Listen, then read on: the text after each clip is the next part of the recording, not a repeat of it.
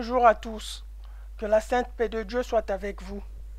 Chers frères et sœurs dans le Christ, amis fidèles à cette chaîne vidéo, souvenez-vous, dans nos deux premières vidéos, d'avoir attiré votre attention sur le fait que les apologistes musulmans sont des menteurs, je précise, des menteurs, des incapables de faire du sérieux lorsqu'il s'agit du texte biblique. Nous avons signalé en parallèle que leur but n'est pas d'apporter la lumière, mais de convaincre par la taqiyya, pour convertir ou pour faire avancer l'islam.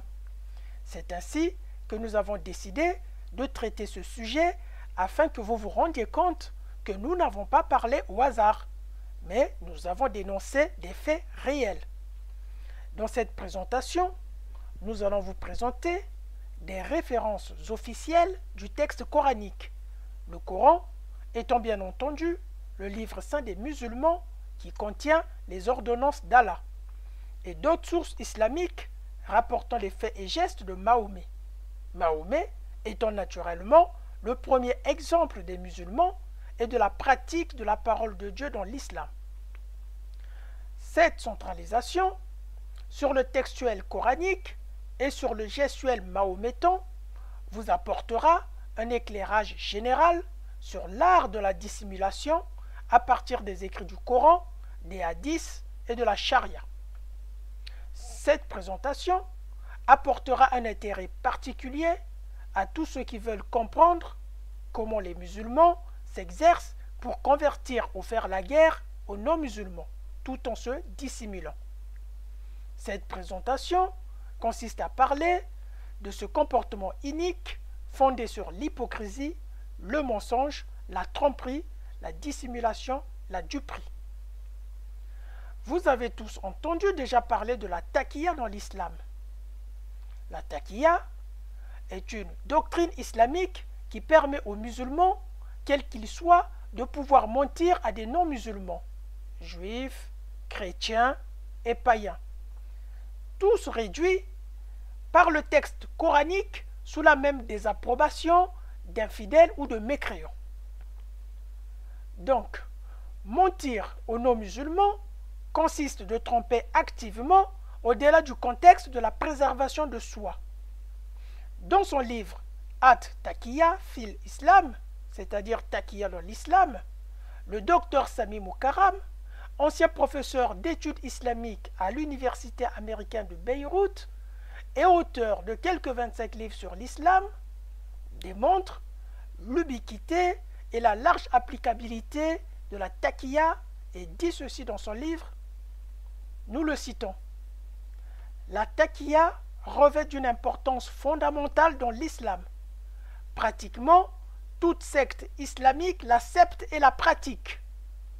Nous pouvons aller jusqu'à dire que la pratique de la taqiyya est dominante dans l'islam et que ces quelques sectes qui n'en pratiquent pas divergent du courant dominant. Bien.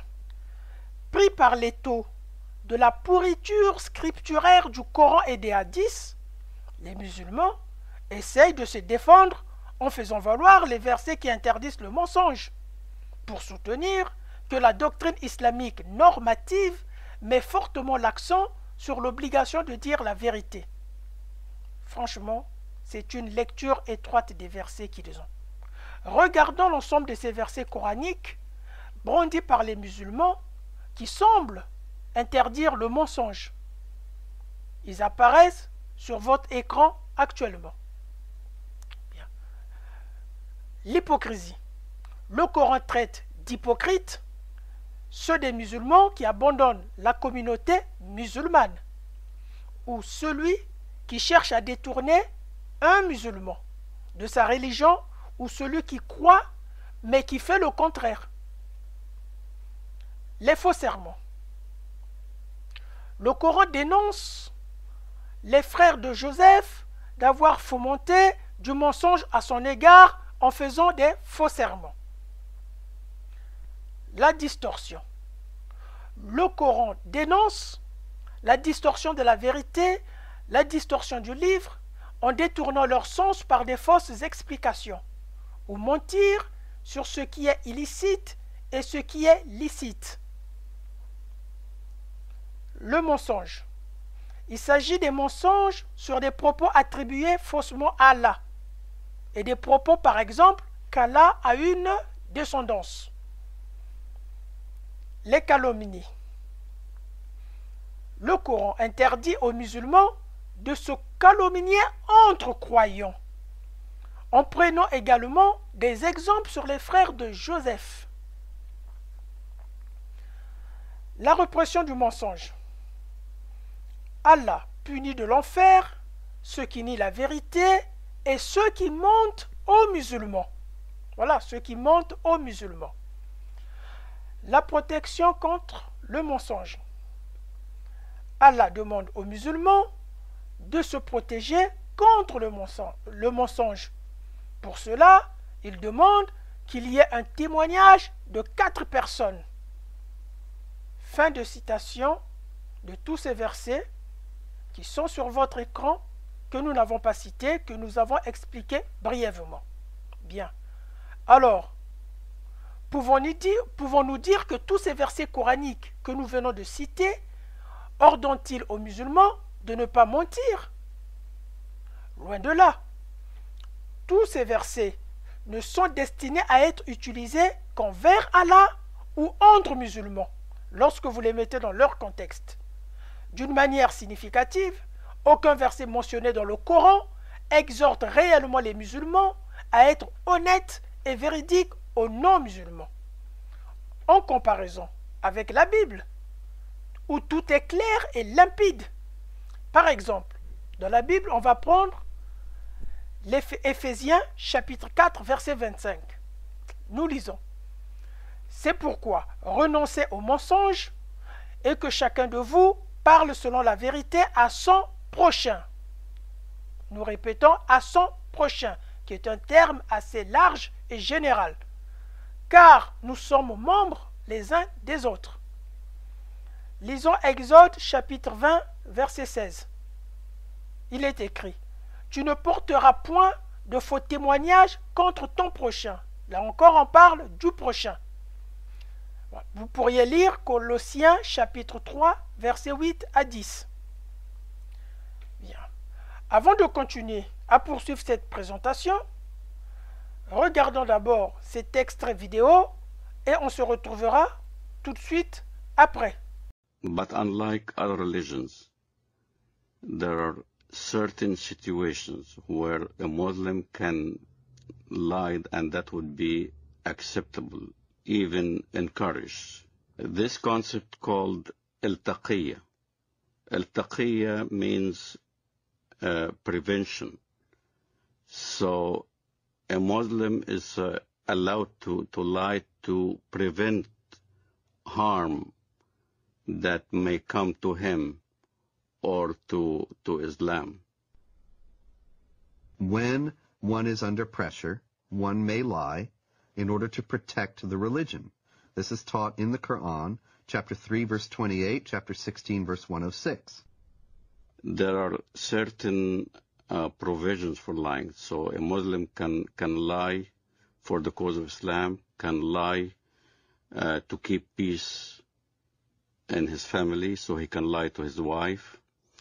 A Muslim can lie to his fellow Muslim to keep peace in the society. Muhammad himself ordered people to lie.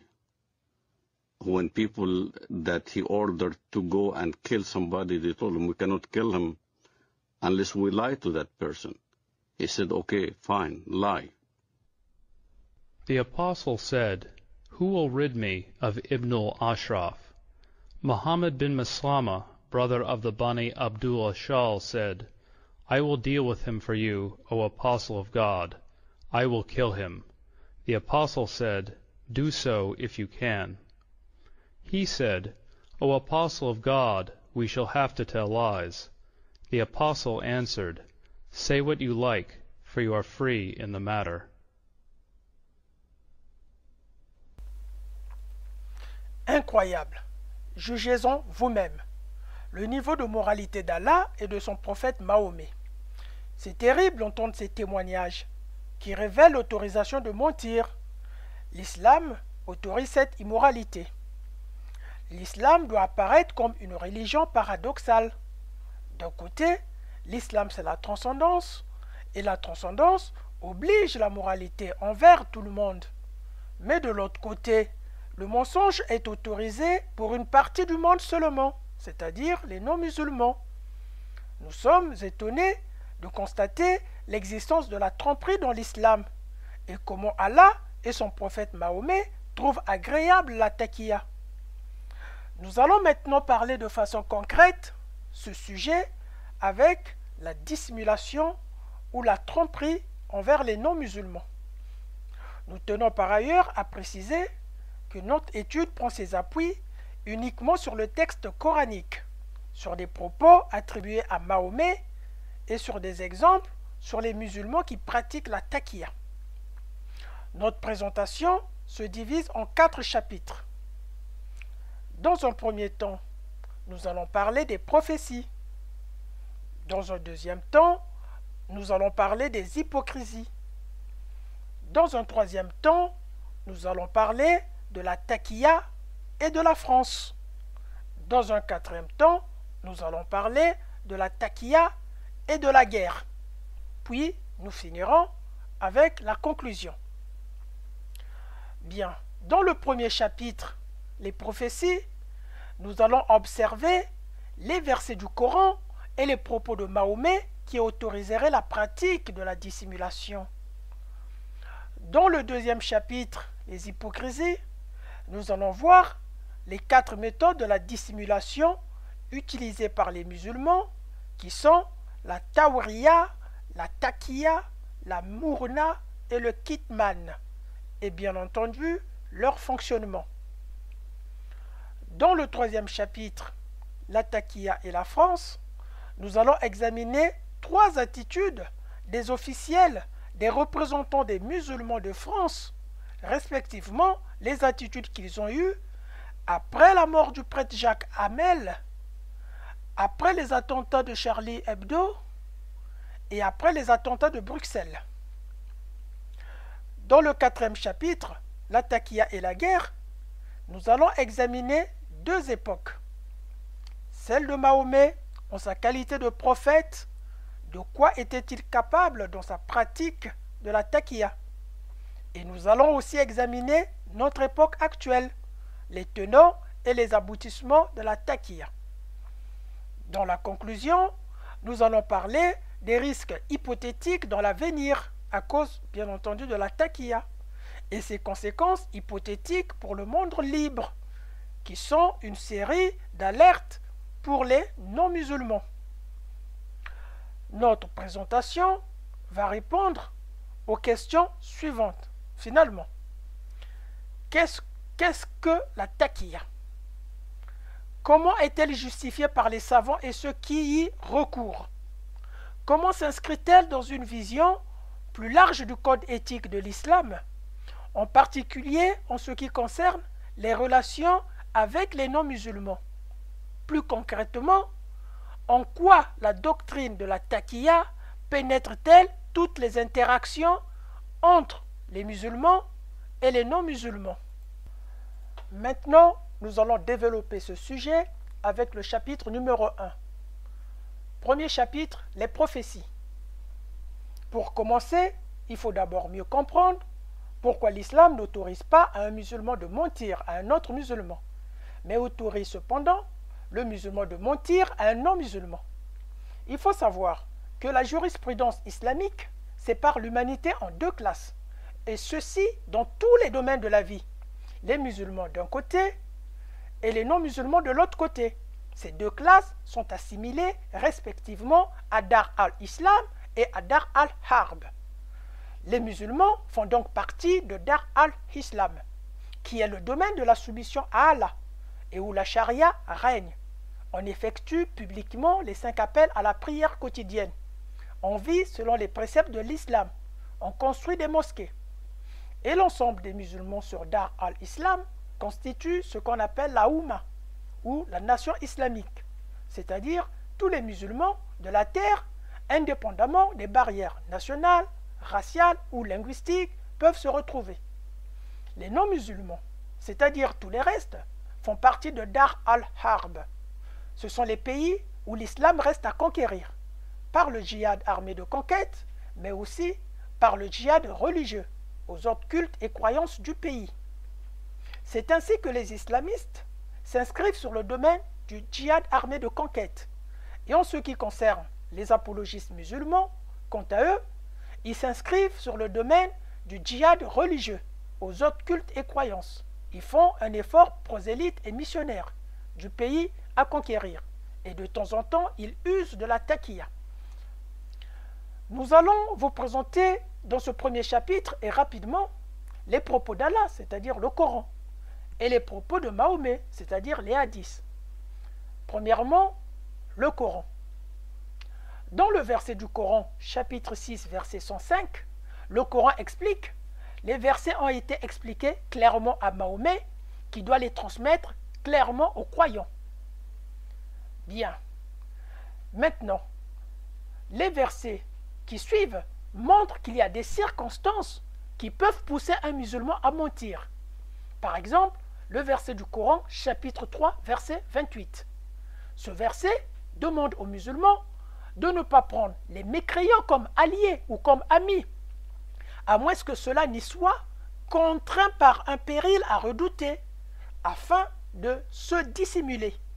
C'est par ce verset, principalement, que se justifie l'usage de la taqiyya. Bien. Le verset du Coran, chapitre 9, verset 3, parle des polythéistes qui étaient accordés de pouvoir encore faire le pèlerinage à la Mecque, selon les accords signés avec Mahomet. Mais ces accords n'étaient qu'une tromperie de la part de Mahomet. En effet, quand Mahomet est devenu le maître incontesté de la Mecque, Allah lui a révélé un verset le déliant de tout engagement de cet accord vis-à-vis des polythéistes, et naturellement de façon unilatérale. Au sujet de la dissolution des serments passés avec les polythéistes qui restèrent encore à la Mecque après sa capture, il s'agissait encore d'une tromperie de la part de Mahomet. En effet, il n'avait rien fait de mal contre les musulmans, il n'avait rien fait de mal contre l'islam, mais ils furent tout de même expulsés par Mahomet. Le verset du Coran, chapitre 14, verset 28, parle d'un homme de la famille de Pharaon qui s'est présenté comme un croyant, mais qui devrait dissimuler sa foi parmi ceux qui n'étaient pas croyants.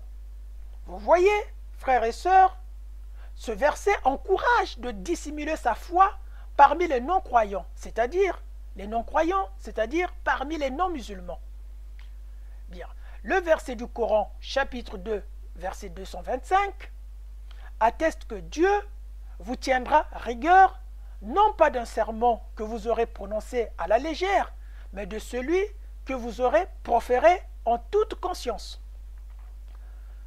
Le verset du Coran, chapitre 66, verset 2, parle d'Allah qui a institué pour les musulmans un moyen de se délier de certains de leurs serments.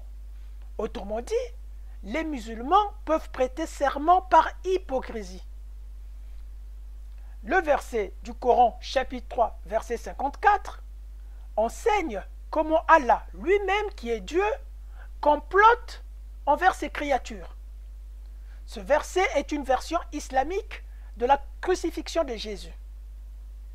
Ce verset dit ceci: les mécréants ont usé de ruses contre Jésus, et Allah aussi a rusé contre les mécréants. Ici, les mécréants sont les Romains et les Juifs qui ont collaboré à la crucifixion de Jésus. Le Coran poursuit: Dieu est le meilleur des stratagèmes, des stratèges. Le mot arabe utilisé ici pour ruse ou pour stratagème est makara, ce qui veut dire littéralement tromperie. Toujours dans le premier chapitre, deuxièmement, les hadiths. Mahomet est décrit dans le Coran comme le plus parfait des hommes, dont l'exemple doit être suivi aussi étroitement que possible, dans le moindre détail, par les musulmans. Vérifiez vous-même le verset du Coran, chapitre 33, verset 21. Alors qu'il avait quant au mensonge une attitude aussi opportuniste, selon un hadith canonique. puisque Mahomet était opportuniste quant au mensonge, et le Coran ordonne les musulmans à imiter Mahomet, la conséquence de tout ça, les musulmans deviennent aussi encouragés à être opportunistes en utilisant le mensonge. Il est bien connu par exemple que Mahomet autorisait le mensonge dans 3 situations. Premièrement, mentir pour mettre fin à une querelle entre 2 parties. Deuxièmement, mentir pour apaiser une femme. Et troisièmement, mentir pendant la guerre.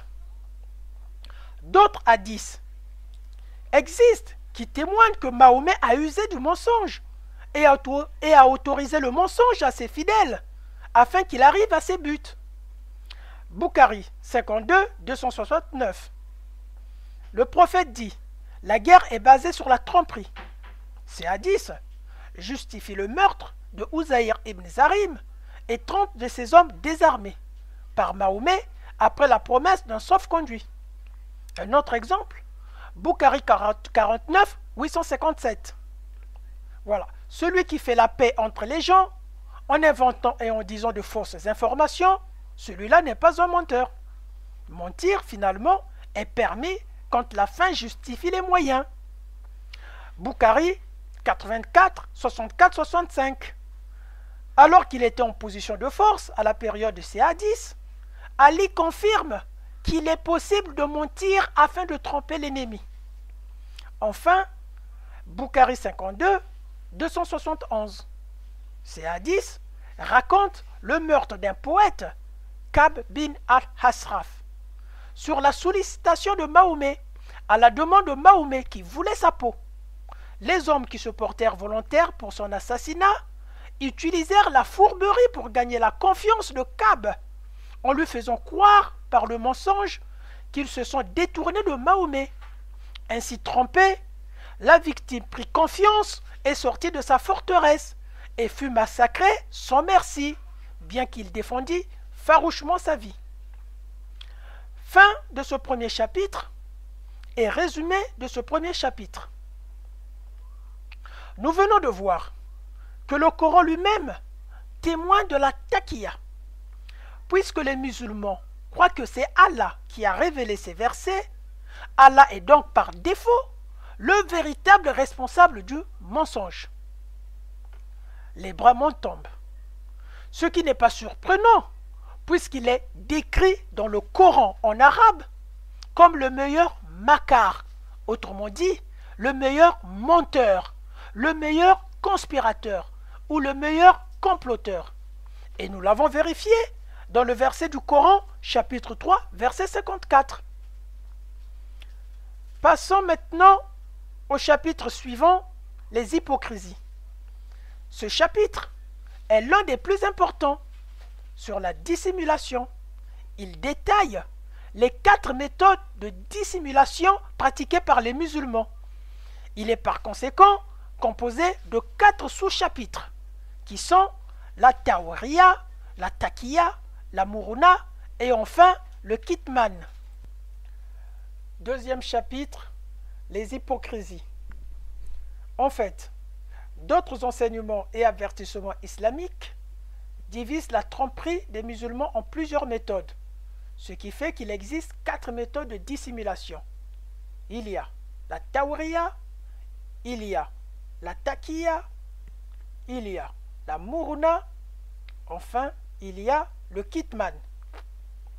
Parlons de la tawriya.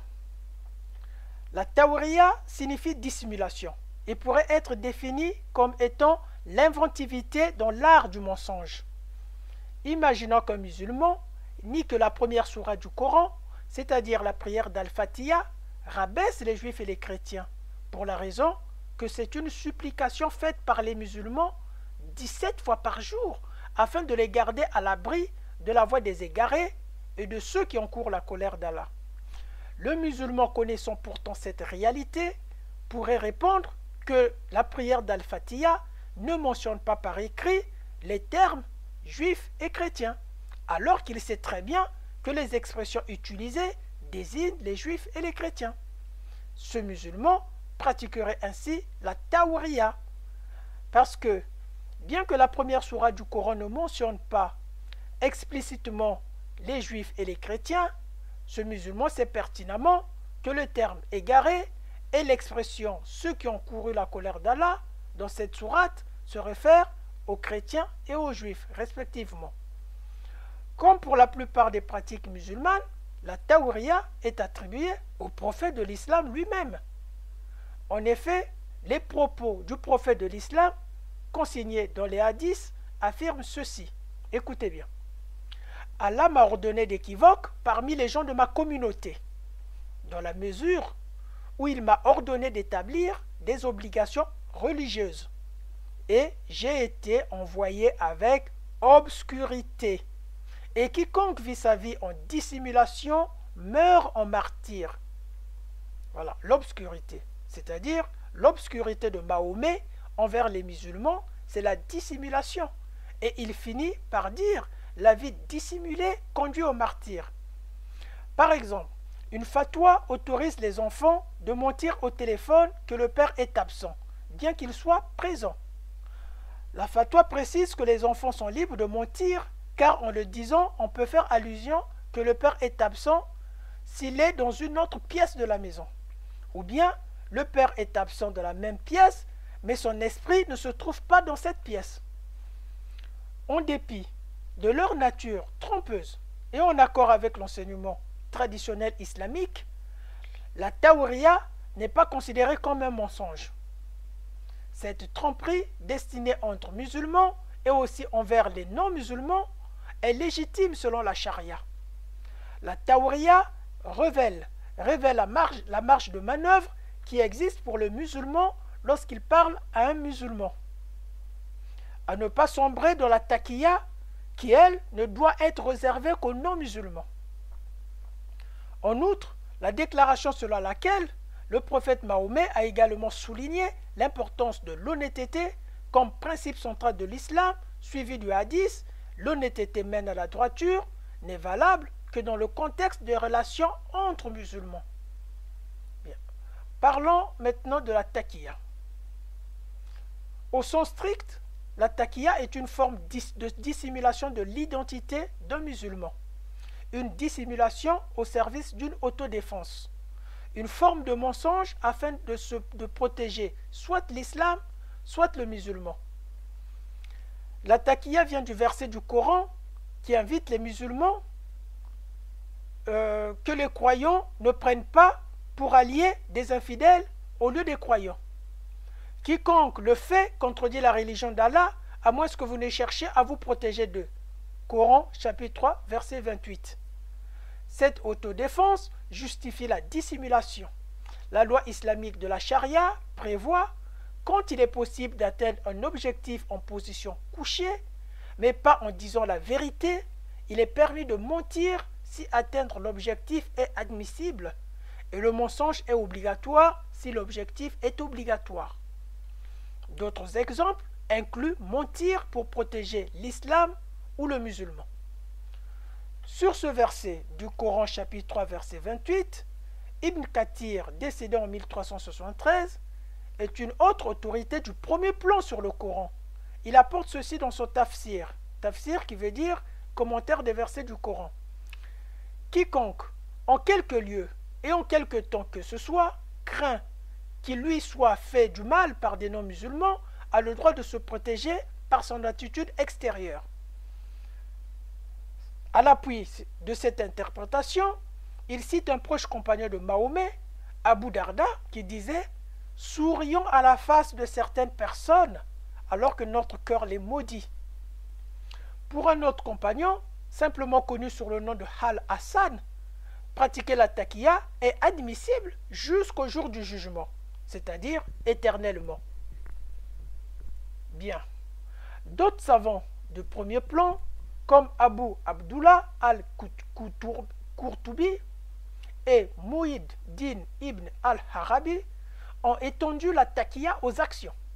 Autrement dit, les musulmans ont le droit de se comporter comme des infidèles, et même pire. Par exemple, en se prosternant devant les idoles ou des croix, et en les adorant, en faisant des faux témoignages, et même en révélant à l'ennemi infidèle les faiblesses de leurs frères musulmans, tant qu'ils ne vont pas jusqu'à vraiment tuer un musulman. La taqiyya, même pratiquée hors de toute contrainte, ne conduit pas à un état d'infidélité, même si elle conduit à un péché méritant le feu de l'enfer. Parlons maintenant de la muruna. En arabe, muruna est une dissimulation qui permet d'utiliser la flexibilité pour se fondre dans l'ennemi ou les environs. C'est l'arme suprême pour l'infiltration. C'est une dissimulation qui paraît bien pire que la taqiyya. Elle autorise toutes les interdictions de l'islam, c'est-à-dire haram en arabe, qui bloquent des intérêts musulmans, même les plus blasphématoires, dans un but unique de se fondre dans le monde non musulman afin de provoquer des non-musulmans à baisser leur garde et obtenir un gain de confiance de leurs homologues non musulmans. Ils peuvent parfois raser leur barbe, boire de l'alcool ou épouser un non-musulman sans l'obliger de se convertir pour pouvoir se fondre dans les non-musulmans. Vous voyez, rien de plus précieux pour un musulman prêt à s'engager dans le terrorisme. La justification de ce genre de tromperie est une interprétation un peu bizarre du verset suivant. Si nous abrogeons un verset quelconque, ou que nous le fassions oublier, nous en apportons un meilleur ou un semblable. Ne sais-tu pas qu'Allah est omnipotent? Coran chapitre 2, verset 106, pour lequel Allah se permet d'abroger des versets pour les remplacer à des versets supposés être meilleurs. Nous allons clarifier ce point. Pourquoi disons-nous versets supposés être meilleurs? En effet, dans la réalité du texte coranique, les versets non violents, donc les meilleurs, ont été abrogés en des versets violents. C'est curieux, mais c'est la réalité du Coran. Un musulman peut ainsi passer outre certains commandements du Coran, dans la mesure où faire différer les lois islamiques pendant un temps, pendant qu'il se livre à la poursuite d'un meilleur commandement. De fait, les musulmans qui travaillent à l'avancement de l'islam peuvent ainsi s'écarter temporairement des lois islamiques afin de ne pas effrayer le non-musulman, et ce, dans le but de l'amadouer et de gagner sa sympathie, en vue de sa conversion à l'islam, ou encore afin d'infiltrer diverses institutions où les non-musulmans sont majoritaires. Parlons enfin du kitman. Le kitman est une dissimulation qui se caractérise par le fait de révéler qu'une partie de la vérité et cacher l'autre partie de la vérité. L'exemple le plus courant est quand un musulman dit que le djihad, c'est pas faire la guerre. C'est un effort à une lutte interne et spirituelle. Ce musulman ne dit pas toute la vérité. Il cache une partie de la vérité, à savoir, le djihad, c'est aussi la guerre dans le sentier d'Allah, la guerre armée. Une forme commune de kitman est de citer uniquement les passages pacifiques du Coran de la période mécoise pré-hégire, en sachant très bien que ces passages furent abrogés par des versets médinois post-hégire. Par exemple, le Coran chapitre 2, verset 256, nulle contrainte en religion, a été abrogé par une sourate plus récente, le Coran chapitre 3, verset 83. Le Coran chapitre 22, verset 39, a été abrogé par une sourate plus récente, qui est dite la sourate de l'épée, le Coran chapitre 9, verset 5. En vertu de ces deux exemples, que le musulman exerce le kitman en disant qu'une partie de la vérité, ce qui a pour effet, très souvent, de déformer entièrement la vérité. Les apologistes musulmans, par exemple, lorsqu'ils mentent aux non-musulmans au sujet de l'islam, ils ne font qu'appliquer le kitman. Bien. Fin de ce deuxième chapitre et résumé de ce deuxième chapitre. Nous avons vu que la dissimulation, de façon générale, découle du corpus textuel et des propos prophétiques de Mahomet. Tout part du verset du Coran chapitre 3 verset 28. En ce qui concerne l'infiltration chez les non-musulmans à des buts d'autodéfense, c'est la taqiyya. Nous y reviendrons dans le chapitre suivant avec des exemples réels tirés sur des musulmans. Et aussi, Le verset de l'abrogation, le verset du Coran chapitre 2, verset 106, qui permet aux musulmans de choisir ce qu'ils doivent appliquer du Coran selon les circonstances ou les contextes à l'égard des non-musulmans pour baisser leur attention, leur vigilance. C'est la Mourouna. Nous y reviendrons également dans le chapitre suivant avec des exemples des pirates du 11 septembre qui boivent de l'alcool parce que des versets du Coran l'autorisaient avant et c'est plus tard qu'a été révélée leur abrogation. Quant à la Tawriya, elle découle des propos de Mahomet qui parfois peut dissimuler dans sa communauté religieuse pour établir les obligations religieuses. Enfin, le Kitman, qui est une dissimulation qui découle également du verset du Coran, chapitre 3, verset 28, et consiste à ne pas révéler tout pour infiltrer les non-musulmans. Les apologistes musulmans s'en servent également pour faire le prosélytisme et la conversion aux non-musulmans qui ignorent tout de l'islam. Le mensonge et l'abrogation de certaines obligations islamiques sont le ciment de la religion islamique, d'où les fruits qu'elle donne sur la taqiyya. La tromperie ou la dissimulation à l'égard des non-musulmans est aussi préconisée par le Coran et relève de la catégorie juridique des choses permises aux musulmans.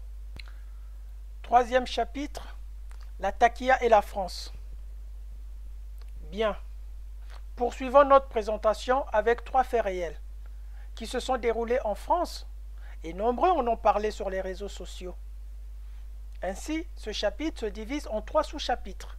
Premièrement, après la mort du prêtre Jacques Hamel. Deuxièmement, après les attentats de Charlie Hebdo. Et troisièmement, après les attentats de Bruxelles. Examinons le premier fait, c'est-à-dire après la mort du prêtre Jacques Hamel. Une image circulait dans les réseaux sociaux sur laquelle il est mentionné ceci.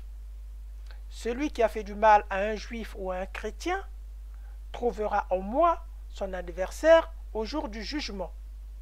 Rapporté par Muslim, propos attribués à Mahomet. Ce message a été transmis pour la première fois par le CFCM, c'est-à-dire le Conseil français du culte musulman, pour inviter les musulmans de se rendre le dimanche dans les églises pour soutenir les chrétiens en deuil suite à la décapitation d'un prêtre Jacques Hamel de 86 ans, décapité le mardi 26 juillet 2016 à l'intérieur même de son église de Saint-Étienne du Rouvray à Rouen par 2 djihadistes se réclamant du groupe État islamique. Voici le communiqué du CFCM à l'époque. Le CFCM invite les responsables des mosquées, les imams et les fidèles à rendre visite aux églises qui leur sont proches, notamment à l'occasion de la messe du dimanche matin, pour exprimer à nouveau à nos frères chrétiens la solidarité et la compassion des musulmans de France. Le communiqué fait valoir les propos attribués à Mahomet concernant les juifs et les chrétiens, enregistrés dans un hadith de Muslim. Nous lisons: celui qui tue un chrétien ou un juif trouvera en moi le jour de la résurrection son adversaire. Rapporté par Muslim, propos attribués à Mahomet. Problème. Ce hadith est faux. C'est une invention de toute pièce. Ce faux hadith n'existe nulle part. Ce faux hadith a été envoyé par les officiels du CFCM pour faire croire aux autorités ecclésiastiques et politiques que l'islam est une religion de paix. L'islam est une religion qui n'incite pas à un musulman de tuer un non-musulman. Vous voyez, ce mensonge ou taqiyya a bien réussi au CFCM. Les grands médias nationaux, Le Figaro, Le Monde et autres, ont publié cet appel du CFCM, alors que là-dedans, il y a un faux hadith.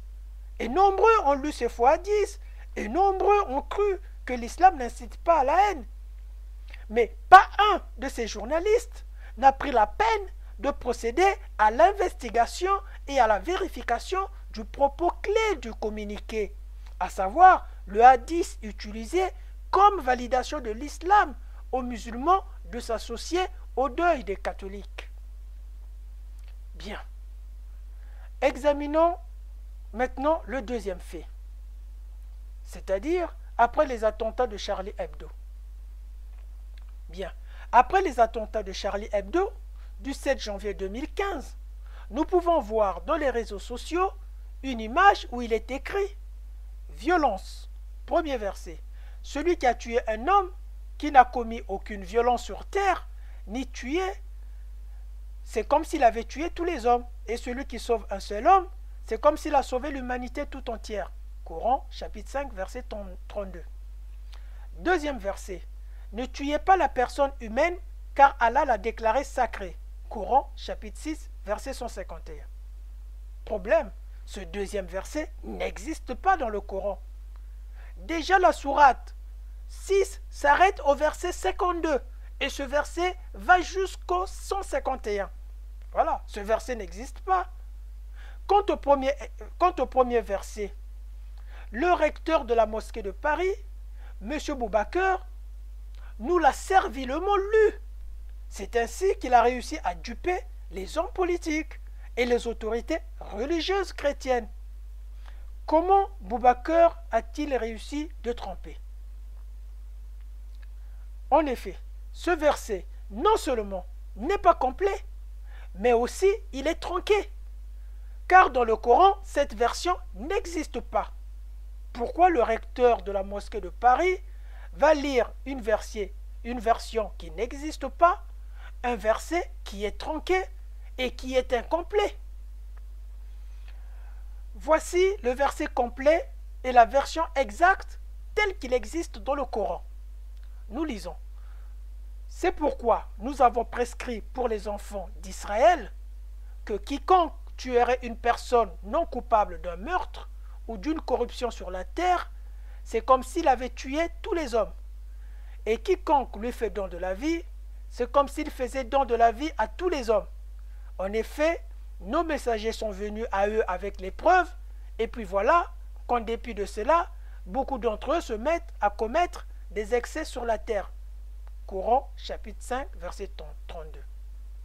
Alors, qu'est-ce qui change en lisant la version exacte et complète de ce verset tel qu'il existe dans le Coran? Qu'est-ce qui change? Mais ça change tout. Car ce verset dans le Coran fait mention d'une prescription de Dieu aux enfants d'Israël. Ce verset n'est pas destiné aux musulmans. Il est cité comme s'il était destiné aux musulmans. C'est une tromperie. Ce verset n'est pas destiné aux musulmans. Il est destiné aux enfants d'Israël. C'est une prescription de Dieu aux enfants d'Israël pour avoir commis la faute de ne pas croire à Moïse au verset précédent du Coran, chapitre 5, versets 24 à 25. C'est donc une condamnation des Juifs qui n'auraient pas écouté les messagers. Et c'est le verset suivant, c'est-à-dire au chapitre suivant, Coran chapitre 5, verset 33, qui est destiné aux musulmans. Nous lisons.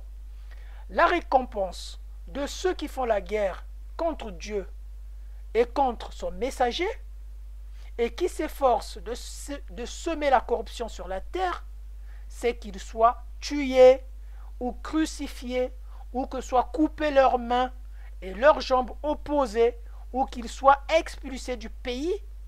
Ce sera pour eux l'ignominie ici-bas et dans l'au-delà, il y aura pour eux un énorme châtiment. Ce type, voilà le vrai verset qui est destiné aux musulmans. C'est que la récompense de ceux qui font la guerre contre Dieu et son messager, c'est qu'ils soient tués, crucifiés, qu'ils soient coupés, leurs mains ou leurs jambes opposées. Ce type de dissimulation est une association de la Mourouna et du Kitman. Elle permet respectivement d'utiliser la flexibilité pour tenter d'adapter ou de faire correspondre et de ne pas révéler le contexte, en donnant que partiellement la vérité. Ici encore, ce mensonge a bien réussi à M. Boubacar. Ni les grands médias nationaux, ni les journalistes n'ont pris la peine de procéder à l'investigation et à la vérification du verset lu par M. Boubacar. Examinons le troisième fait, c'est-à-dire après les attentats de Bruxelles. Depuis les attentats terroristes de Bruxelles du 22 mars 2016, Il circule dans les réseaux sociaux, Facebook, Twitter, Google, la même image que nous avons précédemment parlé après les attentats de Charlie Hebdo, et une autre nouvelle image dont nous lisons pour vous ce qui est écrit. Il est écrit ceci. Le prophète sallallahu alayhi wa sallam a dit, le meilleur djihad est celui que l'on mène contre soi-même. Rapporté par Bukhari, propos attribués à Mahomet. Ce hadith est un faux utilisé très fréquemment. Ce n'est pas le prophète de l'islam qui l'a prononcé. Il a été inventé de toutes pièces pour faire croire aux non-musulmans que l'islam est une religion de paix. C'est encore la taqiyya. Fin de ce 3e chapitre et résumé de ce 3e chapitre. Chers frères et sœurs dans le Christ, nous venons de voir au haut sommet de la représentation officielle des musulmans de France des érudits baignés dans les textes islamiques qui savaient bien que ces hadiths sont faux, que le verset Coran chapitre 5 verset 32 est tronqué, ont tout de même présenté officiellement des hadiths après les attentats de Bruxelles et du prêtre Jacques Hamel pour défendre Mahomet, pour défendre l'islam. Mais ces deux hadiths sont faux et fabriqués de toutes pièces d'une part. D'autre part, le verset du Coran présenté après les attentats de Charlie Hebdo est non seulement un troncature, mais c'est un verset incomplet. Il est destiné pour mieux tromper ceux qui ne connaissent pas l'islam. Ces 3 derniers attentats islamiques en France et en Belgique sont des attentats majeurs, une occasion aux musulmans de faire valoir le texte coranique et les propos prophétiques pour condamner sur la base du texte islamique les attentats. Malheureusement, ils n'ont rien trouvé de leur source, se contentant à utiliser 2 faux hadiths et un verset tronqué. Bien. Maintenant, nous allons voir le 3e chapitre, la taqiyya dans la guerre. Il est composé de 2 sous-chapitres, à savoir l'époque de Mahomet et l'époque actuelle. Ce chapitre est très important. Il dévoile les actes réels de taqiyya perpétrés par les musulmans. 4e chapitre, la taqiyya et la guerre. Premièrement, l'époque de Mahomet. Mahomet a clairement utilisé la tromperie lorsqu'il a signé un traité de 10 ans avec les Mécois, connu sous le nom du traité de Hudaybiya en 628, qui lui a permis d'accéder à leur ville, alors qu'il préparait secrètement ses propres forces pour une prise de contrôle. Les habitants, sans méfiance, ont été conquis de manière simple, après avoir rompu le traité 2 ans plus tard. Quelques-uns des gens de la ville qui l'avaient fait confiance à son mot ont été exécutés. Mais un an avant, lors de la bataille de la tranchée en 627, qui a opposé Mahomet et ses fidèles à plusieurs tribus non musulmanes, connues sous le nom de Al-Hazab, l'un des Hazab, c'est-à-dire Naïm ibn Masoud, s'est rendu au camp des musulmans et s'est converti à l'islam. Quand Mahomet a découvert que les Hazab ignoraient cette conversion de leurs compagnons, Mahomet a conseillé à Masoud de retourner vers les siens et d'essayer d'amener les forces païennes à abandonner le siège pour les attaquer plus tard. C'est là que Mahomet a fait sa mémorable déclaration « Car la guerre est un mensonge ». Masoud a rejoint les Hazab, qui ne savaient pas qu'il avait changé de camp, et il a commencé à donner intentionnellement de mauvais conseils à ses anciens proches et alliés. Il s'est également beaucoup activé pour fomenter des querelles entre les diverses tribus, jusqu'au point où ne se faisaient plus du tout mutuellement confiance, elles se sont séparées et ont levé le siège imposé aux musulmans, sauvant ainsi l'islam de la destruction à un stade encore embryonnaire, selon le professeur Moukaram dans son livre At-Tafkiya fi Islam, page 32. Dans une autre époque, Uzayr ibn Zarim tentait de rassembler une force armée contre les musulmans parmi une tribu alliée aux Koréchites. contre laquelle Mahomet avait déjà déclaré la guerre. Les émissaires de Mahomet sont allés voir Ibn Zarim et l'ont persuadé de quitter son abri pour rencontrer le prophète de l'islam à Médine, afin de discuter des conditions de la paix. Une fois vulnérable, le leader et ses 30 compagnons ont été massacrés par les musulmans avec facilité, probablement parce qu'ils étaient désarmés, ayant reçu une garantie de passage en sécurité pour rencontrer Mahomet à Médine. Récit enregistré par Ibn Ishaq 981 et Ibn Kathir, volume 4, page 300. Chers frères et sœurs, telle était la réputation des premiers musulmans, de mentir qu'ils cherchent la paix et non la guerre, mais profitent de tuer ceux qui voulaient la paix. Même ceux qui avaient accepté l'islam pour faire la paix avec Mahomet ne se sentaient pas totalement en sécurité. Pour exemple, la tribu de Shadima et son destin face aux troupes de Mahomet. Voilà. Qu'est-ce qui s'était passé? Lorsque les missionnaires musulmans s'approchaient de la tribu de Shadima, l'un des membres insistait qu'il serait abattu même s'il avait déjà été converti à l'islam. Cependant, les autres croyaient pouvoir faire confiance à la promesse de Mahomet, selon laquelle il ne serait pas blessé s'il n'offrait aucune résistance. Après avoir convaincu le sceptique de déposer ses bras, les hommes non armés de la tribu ont été rapidement attachés et décapités.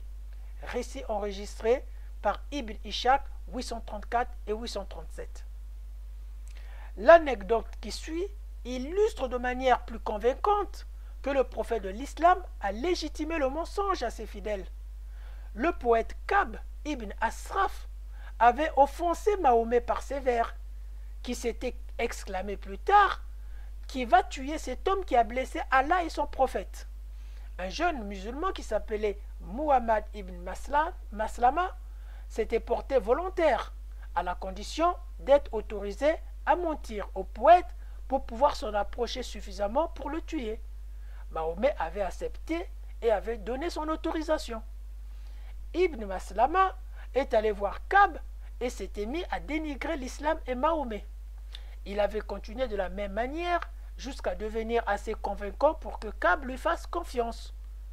Peu après, Ibn Maslama s'était présenté avec un autre musulman, et alors que Ka'b était sans méfiance, et il a tué.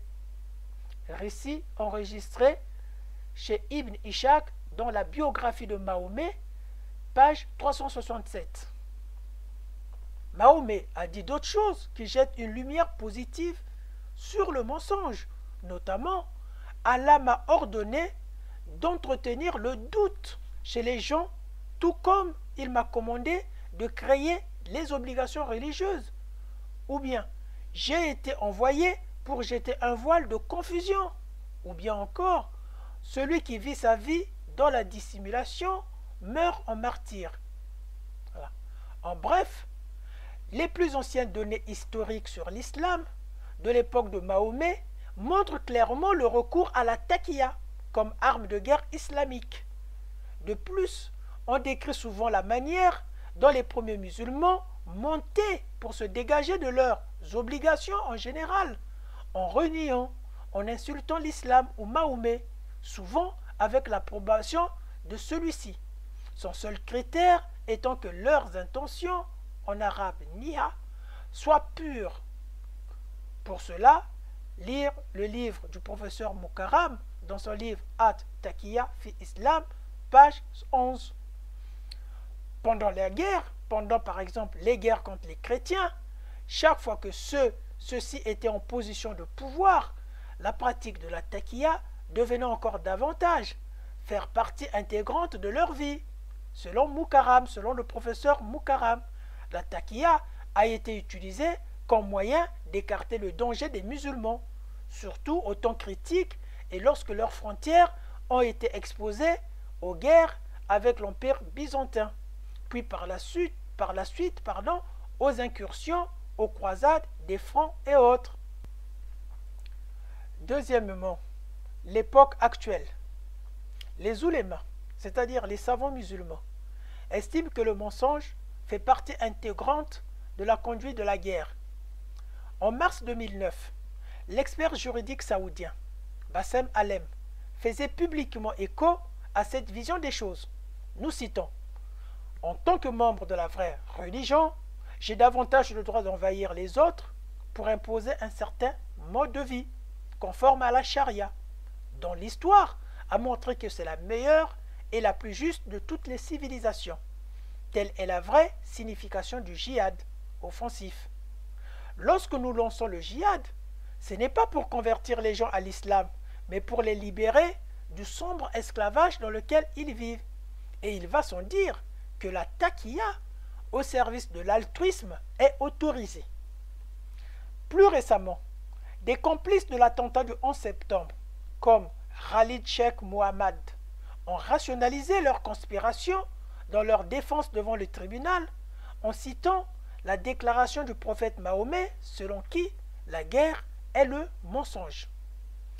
Les pirates de l'air du 11 septembre ont pratiqué la tromperie en dissimulant leur identité musulmane. Pour cela, ils sont allés dans les bars pour danser et boire l'alcool avec des koufars américains, ce qui permettait de dissimuler qu'ils étaient des fondamentalistes et des djihadistes prêts à passer à l'acte.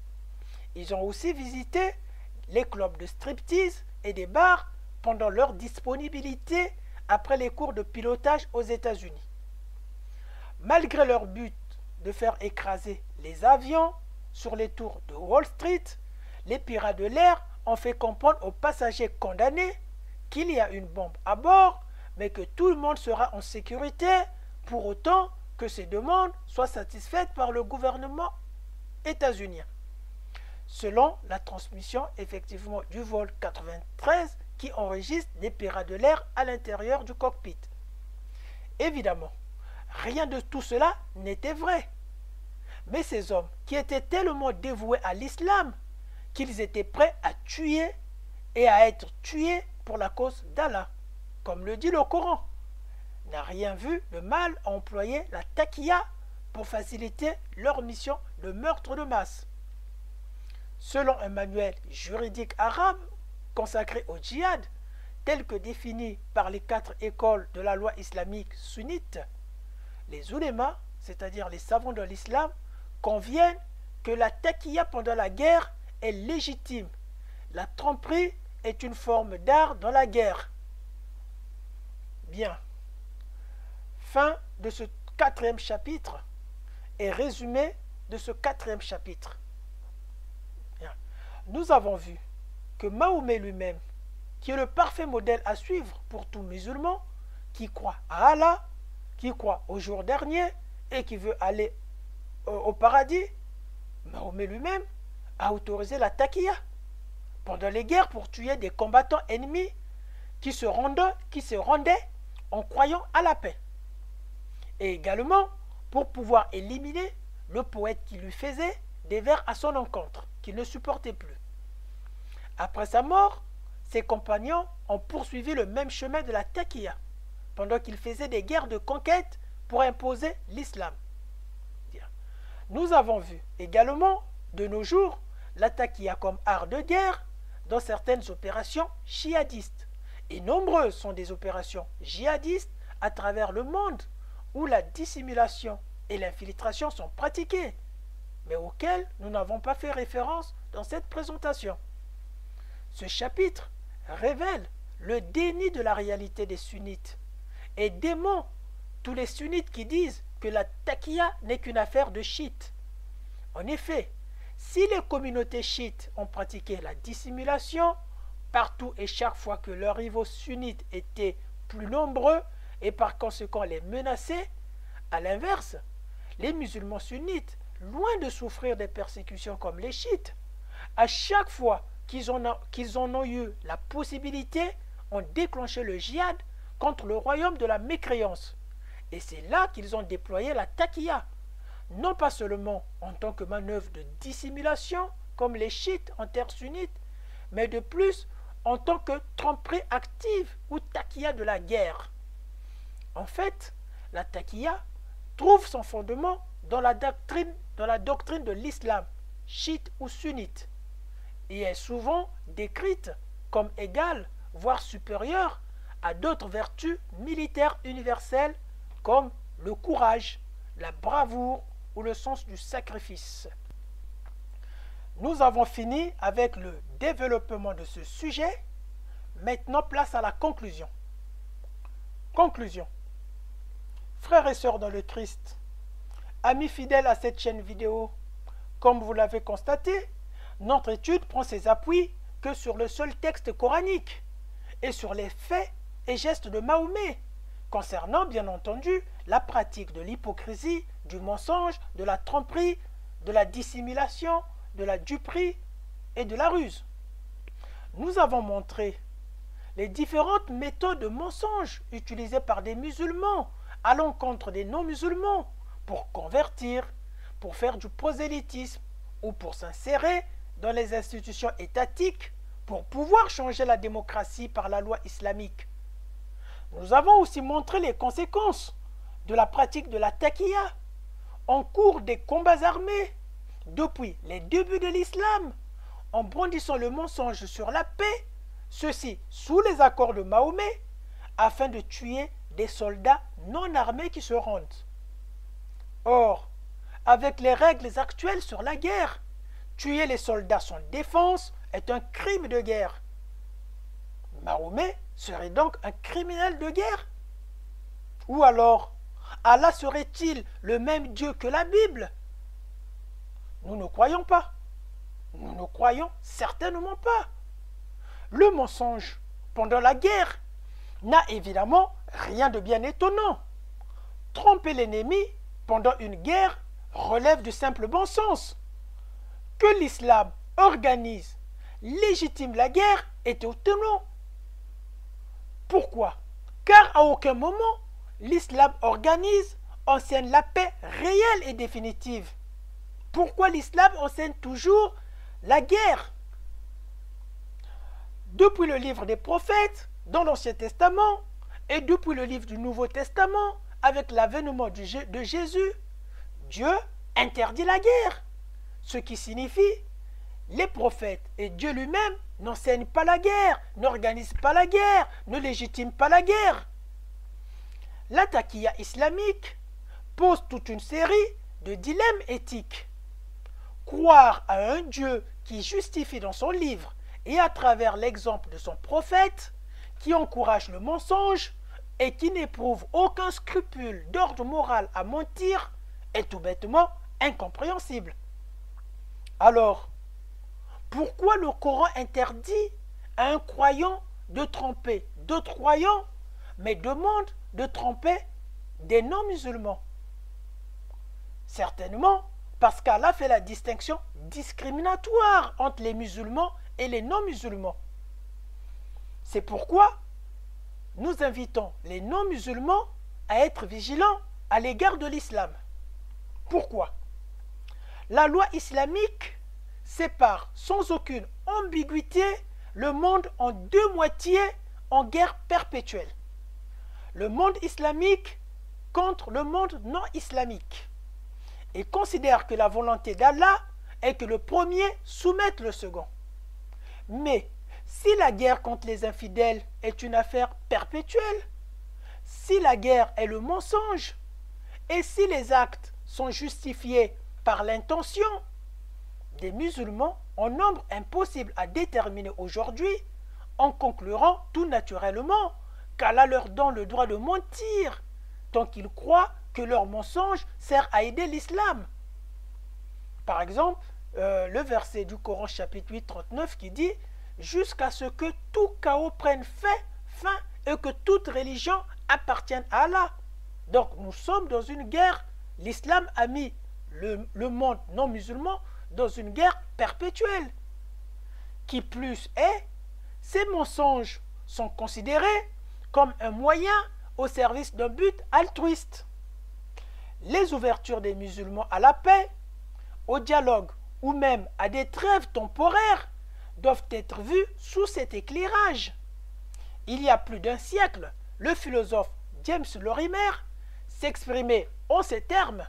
nous citons, tant que l'islam persiste, la réconciliation de ses adeptes avec les juifs et les chrétiens, et plus encore avec le reste de l'humanité, restera un problème insoluble.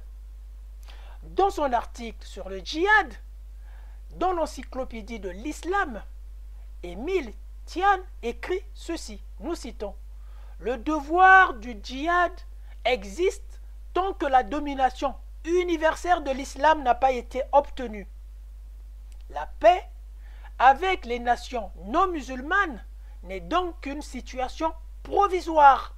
Seul le hasard des circonstances peut la justifier temporairement. » Lisez Émile Tian dans l'encyclopédie de l'islam, volume 2, page 538. Pour finir, si l'alternance naturelle est entre la guerre et la paix, en ce qui concerne les non-musulmans, mais pour l'islam, l'alternance est entre la guerre et la taqiyya, jusqu'à ce que toute religion appartienne à Allah. Les temps de paix actuels sont ceux où l'islam est significativement plus faible que ses adversaires non musulmans. Ces temps de paix sont des temps utilisés pour simuler de temps en temps la taqiyya. Fin de cette présentation. Avant de nous quitter, nous allons vous montrer une preuve de taqiyya musulmane sur la place de Paris. Voilà cette image qui est une manifestation anti-islamophobie sur la place de Paris après les attentats de Charlie Hebdo, perpétrés par des djihadistes musulmans. On peut lire sur la pancarte ceci: « Celui qui tue un homme tue toute l'humanité. » Extrait du Coran, chapitre 5, verset 32.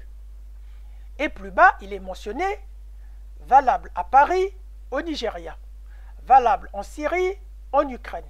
Et valable aussi à Gaza. » Mesdames, Mesdemoiselles, Messieurs, chers frères et sœurs dans le Christ, amis fidèles à cette chaîne vidéo, cette pancarte véhiculée par cette musulmane est simplement mensongère, car ce verset est tronqué et n'existe pas dans le Coran.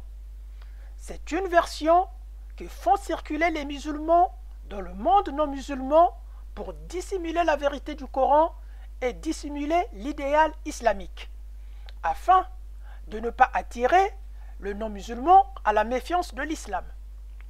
Une version de ce verset du Coran, chapitre 5, verset 32, c'est-à-dire de ce même verset, non tronqué et complète, tout à fait différente de ce qui est écrit sur la pancarte, existe dans le Coran, mais elle concerne que les Juifs. Mais tout de suite après ce verset, c'est-à-dire le verset suivant du Coran chapitre 5, verset 33, c'est celui-là que le Coran destine aux musulmans, où il est demandé aux musulmans de tuer tous ceux qui sèment le désordre sur la terre, c'est-à-dire ceux qui empêchent l'évolution de l'islam, ceux qui n'observent pas la loi d'Allah. Voyez-vous, les musulmans sont incapables de trouver dans leurs écritures des textes à utiliser pour condamner les attentats, ou tout simplement pour prouver que l'islam, c'est pas ça. Les musulmans se mettent malheureusement à inventer des textes qui n'existent pas dans leurs sources. Si demain vous rencontrez ce texte dans un journal, dans un meeting, dans une manifestation, soyez-en avertis que ce texte est une troncature, un mensonge. Bien. Nous espérons que cette présentation vous a apporté des éléments nécessaires sur l'origine et l'usage de tromperie, de l'hypocrisie, du mensonge, de la dissimulation, de la duperie dans l'islam contre le reste de l'humanité. Sur ses conséquences dans le passé, avec le prophète Mahomet, puis avec ses compagnons après sa mort, et ses conséquences dans l'avenir, tant que le monde n'est pas encore musulman, c'est-à-dire soumis à Allah. C'est une sorte d'épée de Damoclès qui pèse sur la tête des non-musulmans. Je veux terminer cette présentation sur un avertissement du Seigneur Jésus, situé dans la Bible, dans Matthieu chapitre 7, versets 17 à 20. Nous lisons: « Tout bon arbre porte de bons fruits, mais le mauvais arbre porte de mauvais fruits. Un bon arbre ne peut porter de mauvais fruits, ni un mauvais arbre ne peut porter de bons fruits. Tout arbre qui ne porte pas de bons fruits est coupé et jeté au feu. C'est donc à leurs fruits que vous les reconnaîtrez. » Vérifiez Matthieu chapitre 7, versets 17 à 20. Voilà. Dans ces temps difficiles et dans ces temps futurs qui nous attendent, notre espoir demeure au Seigneur Jésus-Christ qui est notre bouclier. Que la grâce de Dieu et la sainte paix de Dieu, dans sa triple sainteté, vous guident afin de ne pas vous entraîner vers les arbres de mauvais fruits.